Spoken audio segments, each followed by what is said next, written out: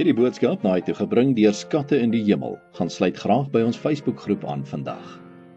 Vandag se skriflesing kom uit Markus 1 vers 1. Die evangelie van Jesus Christus, die Seun van God, begin so. Vandag se boodskap is getiteld Goeie nuus vir die mensdom.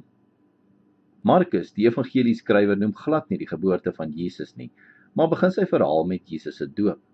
Lukas plaas ons weer in die prentjie met beskrywings wat talle Kersverhale geïnspireer het, insluitend die verhaal van die ou priester Sagaria, wie se droom van die geboorte van 'n man met die gees en krag van Elia bewaarheid word. Die nederige herders op Betlehemsvelde, 'n ster, 'n engeleskar en natuurlik die wyse manne op hulle kamele op soek na 'n ster. Wie was Lukas, die skrywer van die 3de evangelie? Moontlik 'n dokter wat saam met Paulus gereis het en die enigste nie-Joodse skrywer, wie se geskrifte van om en by so 50 of 60 jaar na Christus se hemelvaart in die Nuwe Testament ingesluit is.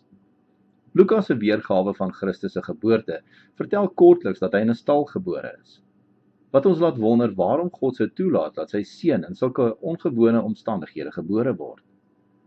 Miskien was dit 'n manier om die gebeurtenis binne historiese raamwerk te plaas, met die sensus wat deur keiser Augustus beveel is as verwysing.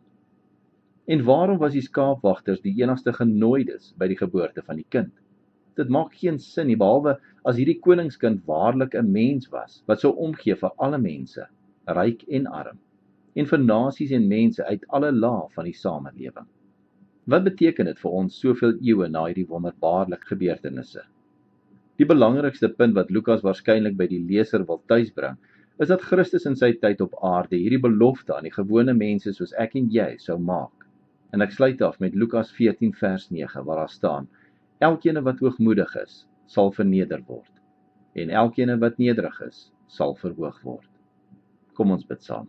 Ons hemelse Vader, al kom die boodskap na ons toe in die heel eenvoudigste taal, is dit so diepsinnig dat dit na 2 millennia nog steeds nuut is, soos die dag toe die engele dit gebring het.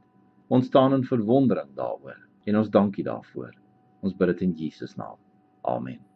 As jy soortgelyke boodskappe wil ontvang maandag tot Vrydag, sluit aan by ons WhatsApp broadcast groep. Stuur net jou nommer na 072 581 2973.